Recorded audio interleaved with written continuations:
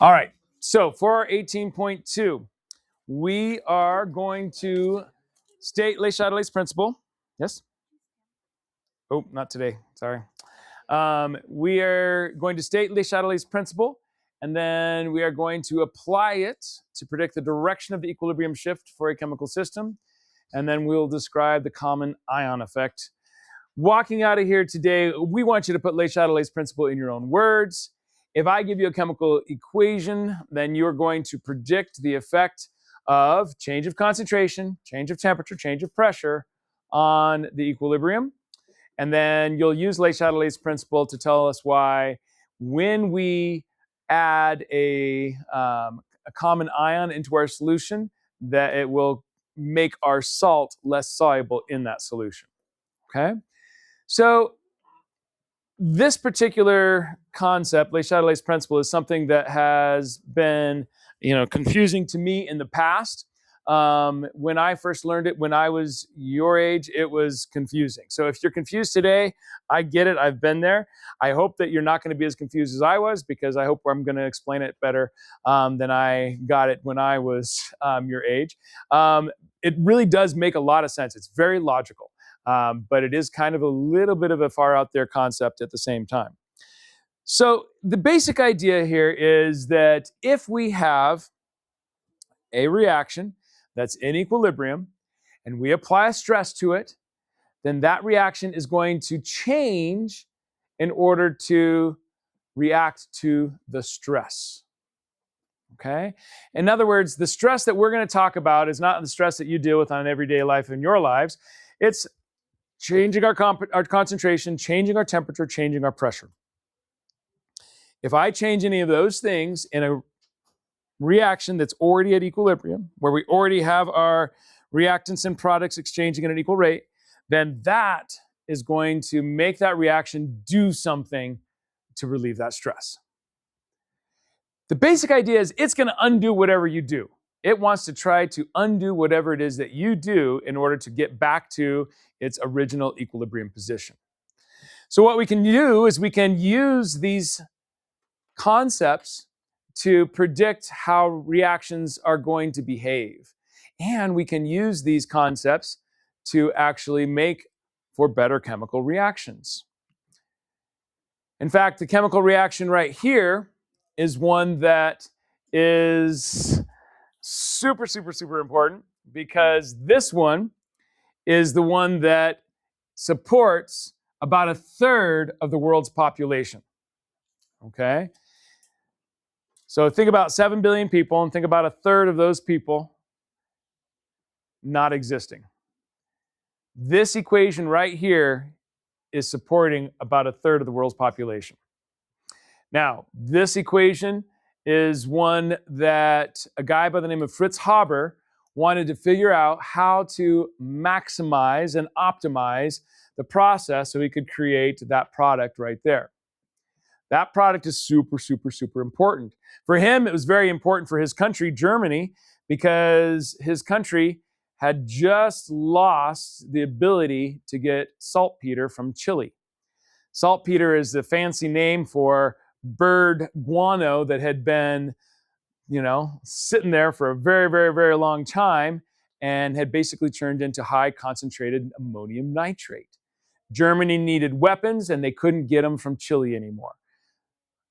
The forces that were opposing Germany had basically put ships out there so that Germany couldn't get that anymore. So Fritz Haber had to figure out a chemical way to make this product, and nobody had ever done that before. And so he started using some of these concepts that we know now in Le Chatelier's principle to make the ammonia for ammonium nitrate. But the reason that it supports so much of our population is not because of weapons, it's because of what? Fertilizer, right? So this is the same stuff that is making fertilizer. Ammonia is put into fertilizer, and without fertilizer, we wouldn't be able to sustain the amount of humans that we have on this planet with as much ease as we have. And so that's why it supports so much population. All right, so let's look at this equation. That's just a little bit of backstory to that equation. If we talk about a system at equilibrium, that means that the forward rate and the reverse rate are going at the same time, right? Boom, this one's at equilibrium. If I add a stress, in this case, let's say I'm adding some more nitrogen or adding more hydrogen. If I add some reactant, the equation is going to do something to relieve that stress. It wants to undo what I just did. If I added nitrogen and hydrogen, it's going to take away nitrogen and hydrogen. And the way it takes it, the way it removes it, is by making my product. It's going to shift the reaction to the right to make more ammonia.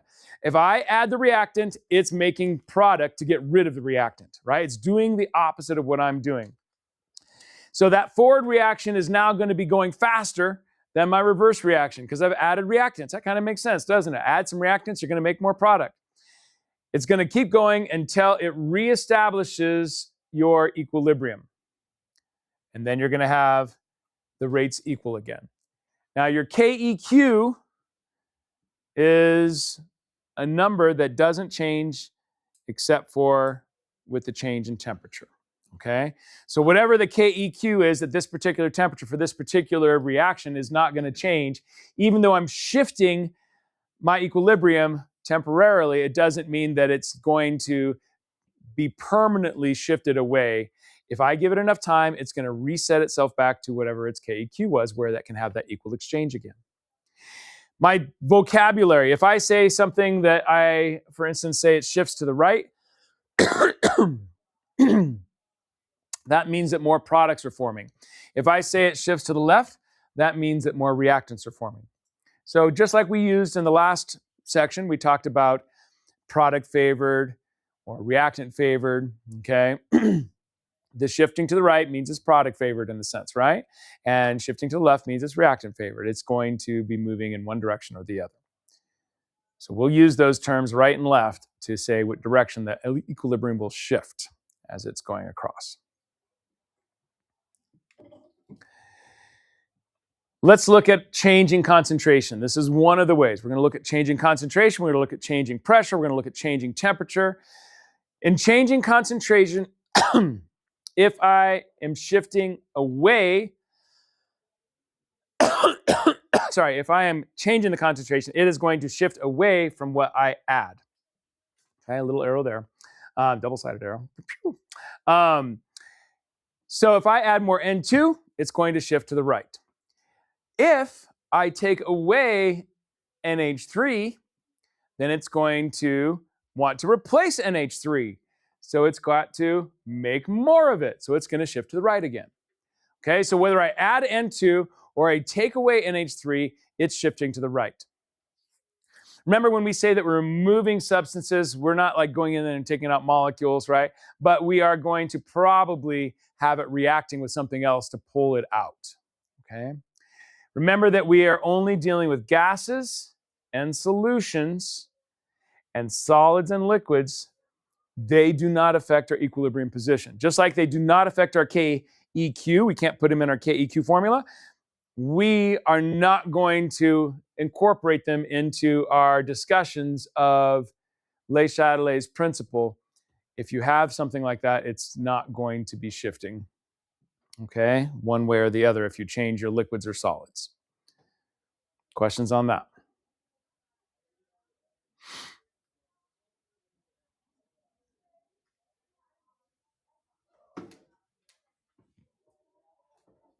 Okay.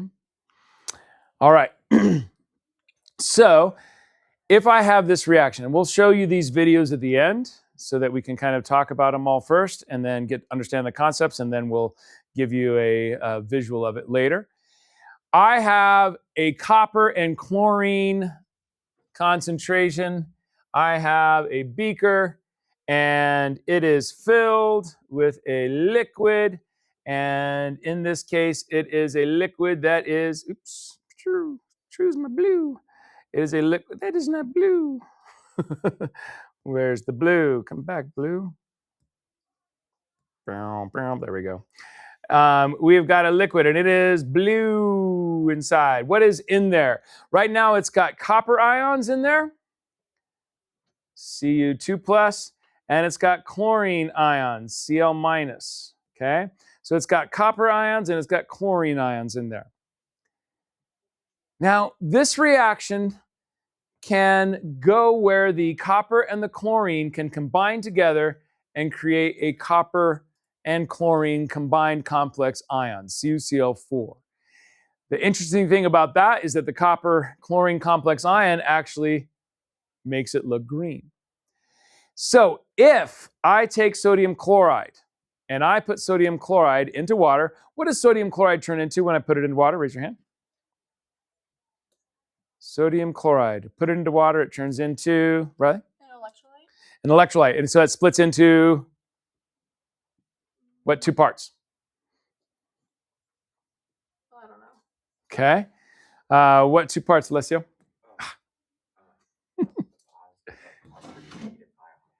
Okay, a positive what and a negative what?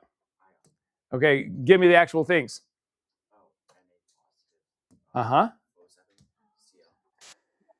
So it's going to be turning into my Na positive, and it's going to turn into my Cl minus. So when I take sodium chloride and I put it in there, what am I actually putting in there? I'm actually putting in there chlorine ions. All right, so I'm actually adding chlorine ions when I put my sodium chloride in here. And if I'm adding chlorine ions, I am adding a stress by increasing the concentration of chlorine ions, increasing my reactance. And so what is it going to do? It's going to shift. It's going to shift to the right because it wants to get rid of the chlorine ions, and it can get rid of the ions by combining them together in the copper and chlorine combined complex ion. So what happens is this substance, as I add salt, starts to do something, right? It starts to turn green. And so now this substance is actually green just by putting salt in it. So it goes from a blue to a green, okay? So that is an example of changing your concentration. Now, changing pressure.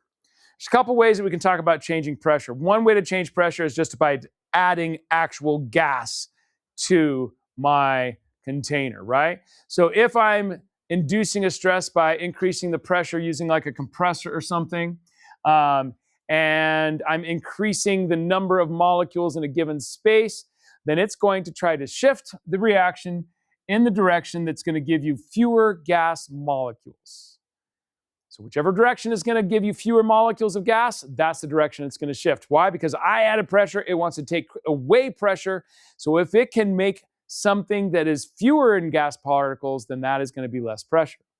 If I do the opposite and I take away pressure, the decrease in the number of molecules in a given space is going to make it shift in the direction that is going to give you more gas molecules because it wants to shift in the direction to relieve that stress. And that stress in this case was taking away pressure. And so it wants to put pressure back in. So it's going to make more gas molecules. If I look at my equation and the equation has an equal number of moles of gases on both sides of the equation, there's going to be no effect with pressure. If I put in extra gas, it does not affect the pressure because they already have an equal amount of gas on both sides. Okay.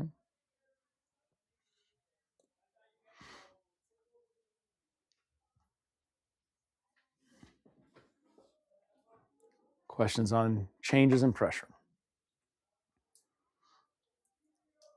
All right, now there's another way we could change pressure. We could change pressure by changing volume.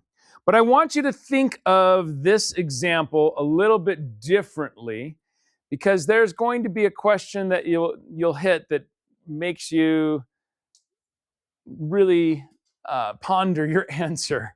And so we want to think about what's happening in terms of changing your volume.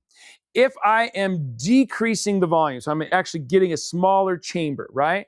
So I go from a big chamber to a little chamber, right? I've squished my walls inside.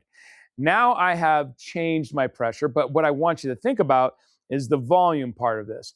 I have actually made it so that each gas molecule has less space than it did before. That's not very nice. Let's say I take a bunch of you guys and I say, all right, you guys all cram into a small little room now. Now you're feeling a little crowded. That's not very nice. Let you guys spread out. So what you're going to do, if you're a gas molecule, is you're going to combine with another gas molecule to make a new molecule that's bigger, but it means now that that molecule has more space per molecule than it did before. So it's going to, again, go in the direction of fewer gas molecules. Each molecule needs to have more space. Okay, now again, it's just a little bit different than pressure, but it's a similar concept. The idea is that each molecule needs to get back to the amount of space that it had before. Okay, so if I am increasing my volume, then like let's say I've got a syringe and I'm pulling the syringe up. So now my gas has more space to be in. What it's going to do, it's going to shift toward the direction that will make more gas molecules because it just wants to have the same amount of space it did before. It suddenly felt like it was a little too airy in the room, right? I need some walls around me. This is too much space. Let me feel more confined and safe. That's kind of the idea, although these molecules don't think like that at all, do they? The idea is that you are going to shift in the direction that will make more gas molecules. Again, if you have equal number of moles of those on both sides of the equation, there will be no effect. Okay? Questions there?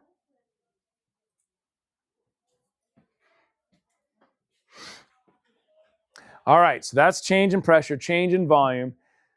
Let's look at an example for pressure. Here's a common reaction that we would probably be very familiar with because we like to drink soda. Many of us like to drink things that have carbon dioxide in them.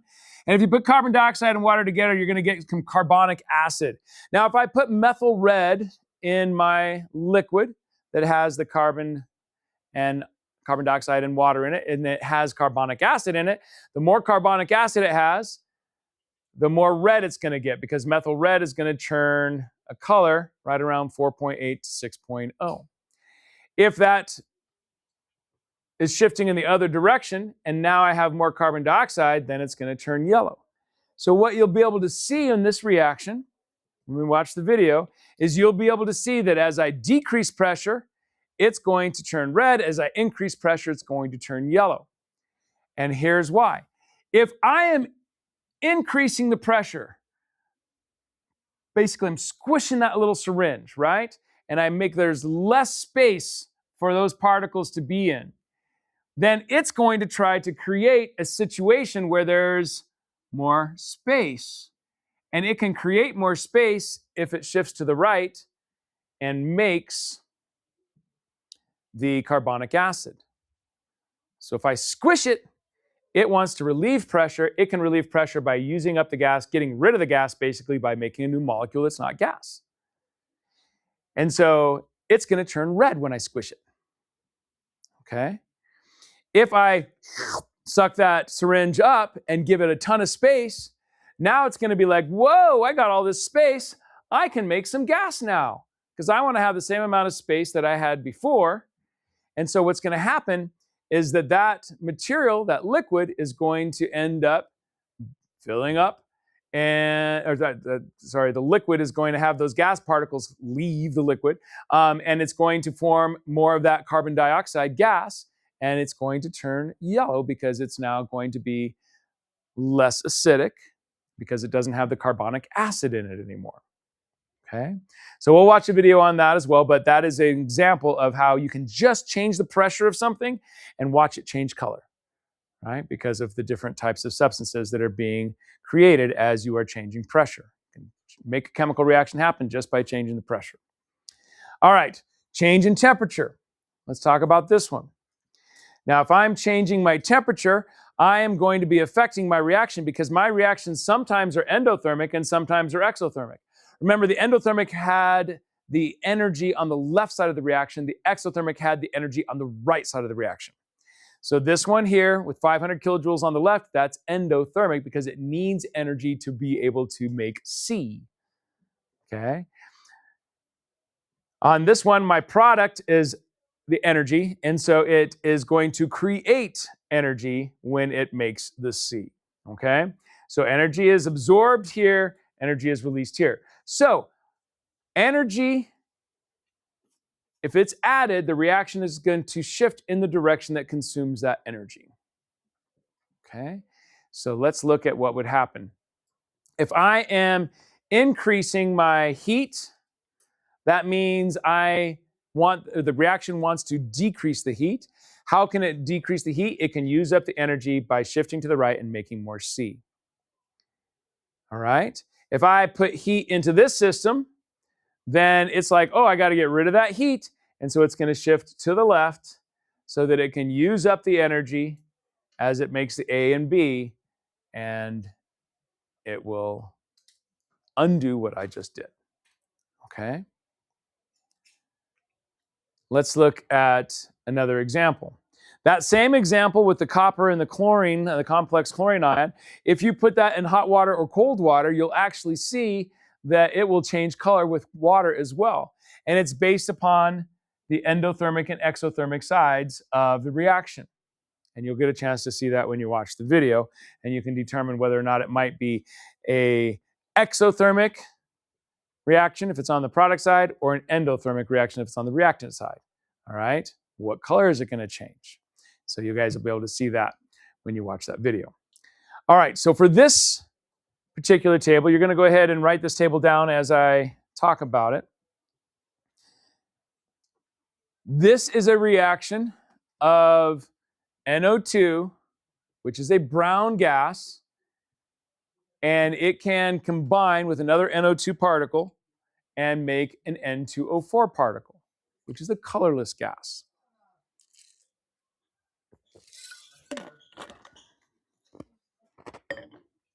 This is an exothermic reaction, and you have a mixture of both of these gases in your reaction vessel. So it's going to have some brown gas, some clear gas, and so your in-between color is kind of a color of maybe less brown versus more brown, right? And so if I think about increasing my pressure, you'll notice that I have 2 moles of gas on this side, and I only have 1 mole of gas on this side. So if I'm increasing my pressure, then I'm going to be causing this to want to decrease the pressure. It's going to want to go in the direction that makes only 1 molecule of gas instead of 2 molecules, right? And so that's going to shift it to the right. So your reaction is going to shift to the right when you have pressure added to this particular reaction. Okay. What is the effect on the KEQ? Well, let me tell you that, the KEQ is only changed by temperature, right? So I'm not talking about the overall end result of KEQ back when it finds its equilibrium again. I actually would rather kind of talk about like the temporary KEQ. I don't know how I could tell you that it's temporary, but the temporary KEQ effect, right? Now let's talk about what direction it's shifting. If it's shifting over here to the right where it produces more N2O4, then that means that this number, if I look at my K value, K is equal to products divided by my reactants. That means my numerator is getting bigger, right? So my numerator is bigger, my denominator is smaller, therefore my effect on my equilibrium is going to be that it gets a little bit bigger, right? Because my numerator just got bigger than my denominator. My denominator got smaller. Both of those things cause the effect of making my K value go up. So my K temporarily will be at an increase until it reestablishes its equilibrium at that particular temperature. Now, if I'm talking about a decrease in pressure, I should see the exact opposite thing happening, right? If I'm decreasing pressure, if I'm taking stuff away, it wants to add it back in. And so it's going to shift that thing to the left, and it's going to increase my NO2, decrease my N2O4. And so then I'm going to end up with an decrease of my KEQ temporarily. If I decrease my temperature, then there is going to be a shift. Why? Because heat is on my right side of my equation. And if heat's on my right side and I take away heat, what does it want to do? It wants to add it back in. So if it's going to add back in the heat, it's going to shift that reaction to the right. And so then I can see the same effects are going to take place as we had for increase in pressure. Every time it shifts to the right, we should have those same effects: an increase in KEQ and a decrease in NO2 and an increase in N2O4. Remember that these decreases in temperature can actually affect your KEQ, okay, the actual KEQ. So there might be a shift in temperature temporarily, and then whatever your temperature finishes at, that also could affect your KEQ. So that will be something that's added on. Increase in temperature is going to do the exact opposite for all of these things. And so we'll have our final table filled out about like that. Questions on that?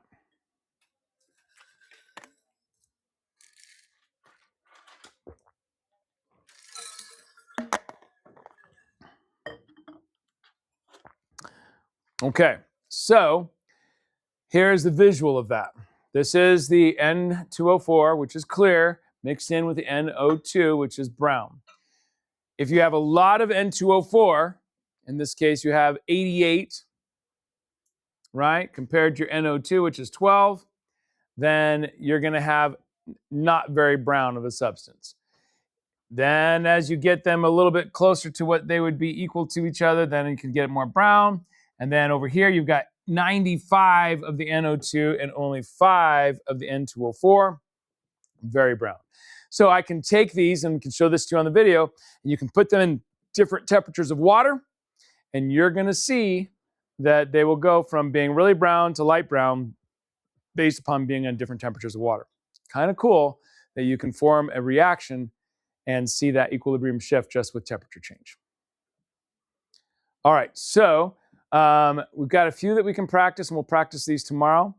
I want us to try this one and see if we can figure out what our shifts are going to be. I'm going to give you some turn and talk time, so talk with your neighbor and see if you can figure out these problems here.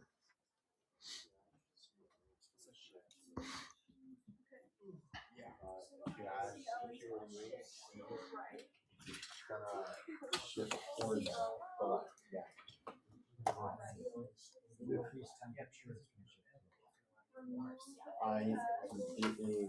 If you remove AS4, it'll shift to the right. Left. And then if you increase the volume, it's going to be left. Probably.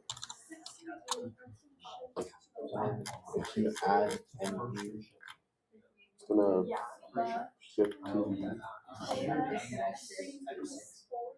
I don't see that. It's going to change now. Okay. What was up with W baby? I said it's going to change now. Because now it wants to be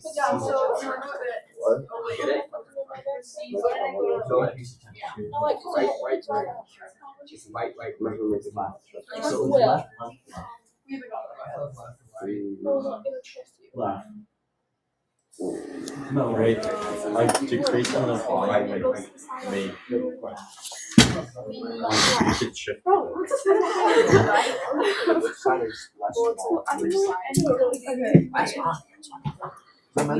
right, you ready to see if you got it right? Let's start with 10. What do you think about adding CO? Because it wants to?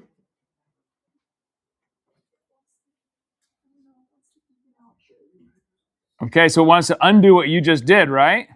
So if you added CO, it wants to get rid of CO, so it's got to shift to the left to make more of the carbon, right? To get rid of the CO. Good.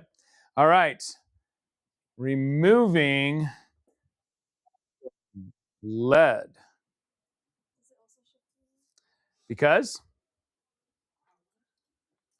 Okay. Okay, so if I'm taking away carbon, you think it might want to put carbon back in, right?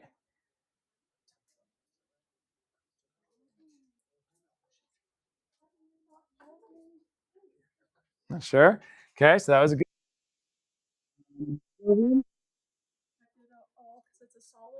Right. Remember, if it is a solid or a liquid, there is going to be no effect on the equilibrium shift when you do something to those things. All right, so those are the tricky questions. Pay attention to the state of matter because they do matter. Increase the temperature. Tellurium. Because?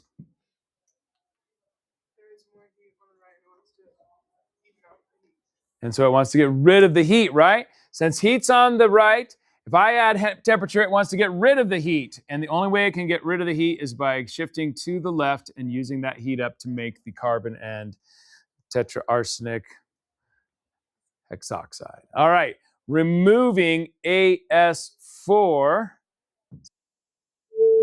indium.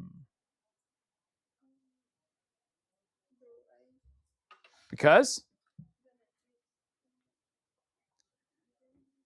Okay, because if I am taking out AS4, it wants to put in AS4, right? So it's going to want to move in this direction to make more AS4, and so it's going to shift to the right. Decreasing volume. Strontium. Would it shift to the right? Because?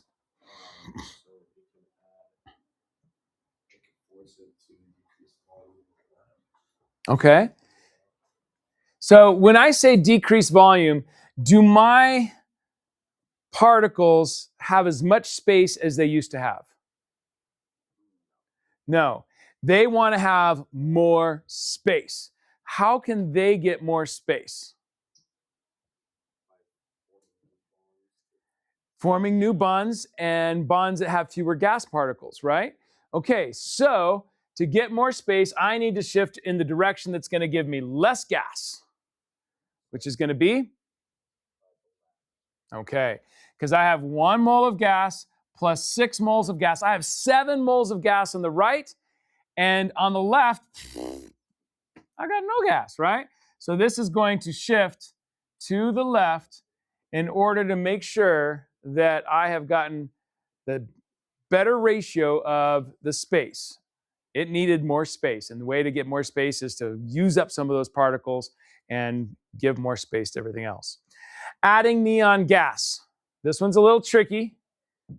Okay. Iodine. Because? You just know it's a trick question. Okay. The answer that iodine gave us was no effect, but not sure why. Thallium, can you tell me why? There's no Ne in the equation. Okay, and I think that's important. There's no Ne up here, so it's not one of the products. I would argue that if you were thinking of a pressure change, then you might be able to say, oh, well, pressure change is going to cause an effect. And if I add any gas, maybe that causes the pressure change. Yeah, if that were the case. But it's not saying that that's the case here. It's not saying adding any gas and increasing the pressure, right? It's not saying that. So we can't assume that it's increasing the pressure. We are just going to assume that the pressure stays the same in this case, okay? And so, yeah, no effect in this case as well. Good job. Okay. All right. So let's talk about our common ion effects. I'm going to go through this one real quick. And this will be the end of our lecture. So, salts are less soluble in solutions containing a common ion. That's called the common ion effect. If I had some salt water already and it was all kind of saturated with salt, and I tried to put something else in there, it's not going to dissolve, right? You can kind of figure out, like, that's the idea. If I have salt already in my water and it's saturated the solution, I've learned in the earlier part of the chapter that, or the year, that if I add salt into it, it's not going to dissolve. It's just going to go to the bottom. Well, the common ion effect we want to talk about in terms of Le Chatelier's principle. If I have some copper 1 chloride in a solution of sodium chloride, then when I dissolve my copper 1 chloride, it's going to turn into copper ions and chlorine ions. So the sodium and chlorine is already present in there. Sodium and chloride is already in my water. And because the sodium and chloride is already in my water, that means chloride is already present. So what's going to happen is it's going to make my copper 2 chloride not dissolve very well. Here's my dissolving equation, right? This is my dissolving equation. Goes from a solid to 2 AQ little guys, right? These are 2 little AQ guys. If I've already got chlorine here, and I put that, because I have salt in there and sodium chloride is in there, then it's going to say, hey, we already have chlorine, let's shift over to making more copper 2 chloride, or copper 1 chloride. So our copper 1 chloride is not going to dissolve, right? Less of it is going to dissolve because my equilibrium is shifted to the left. So be able to explain the common ion effect with respect to Le Chatelier's principle. Okay, Le Chatelier's principle says that if I already have an ion here and I add extra ions, that's adding a stress. I've got to shift in the other direction. And so you're shifting in the other direction just means we don't dissolve because we are staying as CuCl. Okay? Questions on that? All right. So you can now explain Le Chatelier's principle in your own words, and I want to hear it. Phosphorus.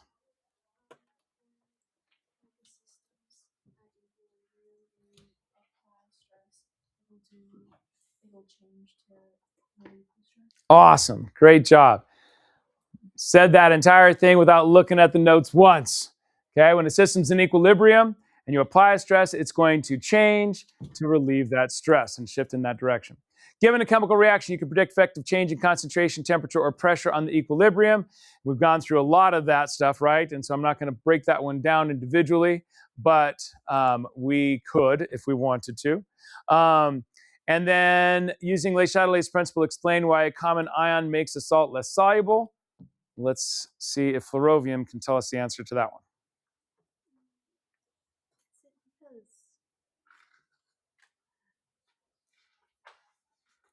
No, I cannot. Okay. Let's try tin.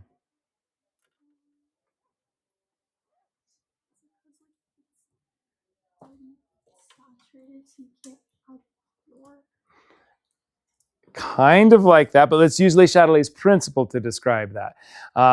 What tin said was, because it's already saturated, you can't add more. Let's use Le Chatelier's principle instead. You want to try? Not sure? Okay. It's a good guess.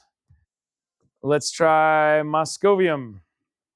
Is it something to do with the stress in the way that because of the overconcentration, it's going to try to push out the increase of whatever was added?